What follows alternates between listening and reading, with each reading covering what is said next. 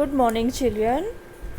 Class 6 हमने last audio video में सरस कहानियों से पहला पार्ट भिखारिन पढ़ा था। मैंने आपकी इस कहानी को समझाया था, आपको पढ़ने के लिए भी कहा था। आपने ज़रूर पढ़ी होगी, नहीं पढ़ी है तो ज़रूर पढ़िए और रीडिंग ज़रूर करनी है।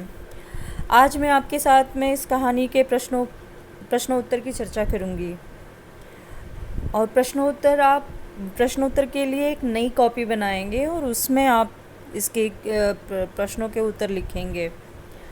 इसमें पहला प्रश्न है, अंधी भिखारिन अपने पैसे कहाँ छिपाकर रखती थी। वो आपको पेज नंबर 4 पर लास्ट पैराग्राफ में मिलेगा। अंधी ने अपनी झोपड़ी में एक हांडी गाड़ रखी थी। वह जो भी मांग कर लाती थी उसमें आवश्यकता अनुसार प्रयोग करके बचे हुए पैसे उसमें डाल देती और फिर उसे एक बर्तन से ढक देती थी। दूसरा प्रश्न है, सेठ बनारसी दास के पास लोगों का तांता क्यों लगा रहता था। तो ये पेज नंबर 5 पे पहले ही लाइन में है कि उसको थोड़ा सा चेंज करके लिखना पड़ेगा कि काशी के सेठ बनारसी दास एक प्रसिद्ध व्यक्ति थे और उनके यहाँ कर्ज लेने वाले तथा अपनी पूंजी धरोहर के रूप में रखने वालों का तांता लगा रहता था। अगला प्रश्न है, अंधी बुढ़िया सेठ जी के पास क्या जमा कराने गई। तो अंधी बुढ़िया ने भीख मांगकर जो कुछ भी जमा किया था उसे सुरक्षित रखने के लिए सेठ के पास में जमा कराने गई थी। अगला घ है, अंधी बुढ़िया को सेठ जी पर क्रोध क्यों आ रहा था। ठीक है, तो अंधी बुढ़िया का लड़का बीमार था। उसके इलाज के लिए उसे कुछ पैसों की ज़रूरत थी। वह सेठ जी के पास में अपनी जमा पूंजी में से कुछ पैसे लेने गई थी, परंतु सेठ ने साफ इनकार कर दिया और उससे कहा कि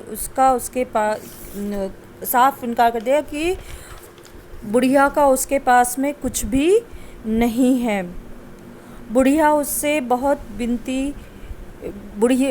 ने उसे बहुत विनती की, परंतु सेठ ने उसे डांटकर भगा दिया। इसलिए बुढ़िया को सेठ पर क्रोध आ रहा था। न है, 5वां प्रश्न है ये, बच्चे को देखकर सेठ जी क्यों हैरान हो गए। पेज नंबर 6 पर 1 2 3 फोर्थ पैराग्राफ है जिसमें है अंत में सेठ जी स्वयं बाहर पधारे। ये वाला जो है उसी में ही है कि बच्चे को देखकर उन्हें बहुत आश्चर्य हुआ। उनकी शक्ल उनके पुत्र मोहन से बहुत मिलती जुलती थी। 7 वर्ष पहले वह मेले में खो गया था और इस तरह अंधी बुढ़िया के पास में अपने बेटे को देखकर उन्हें आश्चर्य हुआ या वो हैरान हो गए। अगला च है, सेठ जी अंधी भिखारिन को लेने उसकी झोपड़ी में क्यों गए।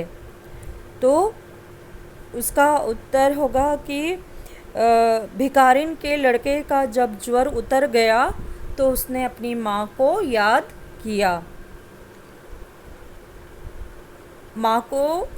किया। सेठानी बच्चे के पास गई तो बच्चे ने मुंह फेर लिया और अपनी अंधी बूढ़ी माँ को पुकारने लगा। उसे पास न पाकर बच्चे का ज्वर फिर बढ़ने लगा और फिर डॉक्टरों ने भी जवाब दे दिया। विवश होकर सेठ जी अंधी भिखारिन को लेने उसकी झोपड़ी में गए। आखिरी प्रश्न है, अंधी भिखारिन स्वाभिमानी स्त्री थी कैसे। तो अंधी भिखारिन ने सेठ जी के बच्चे को ममता दी। सेठ जी के बुलाने पर, विनती करने पर वह लड़के को देखने गई और उसकी जब तक वो ठीक नहीं हो गया उसके पास ही रही। वो 15 दिन तक उनके पास रही और उसके बाद में फिर वह अपनी झोपड़ी में लौट आई। सेठ जी ने बहुत उसे विनती की कि वो वहीं रह जाए, परंतु अंधी भिखारिन ने मना कर दिया रहने से। और जब सेठ जी उसे पैसों की थैली देते हैं, वापस करते हैं, तो अंधी बुढ़िया उसे लेने से इनकार कर देती है और कहती है कि उसने अपने बेटे मोहन के लिए ही ये जमा किए थे। इस तरह से गरीब भिखारिन होकर भी वो विशाल हृदय वाली दानी स्त्री थी। जबकि कहानी में सेठ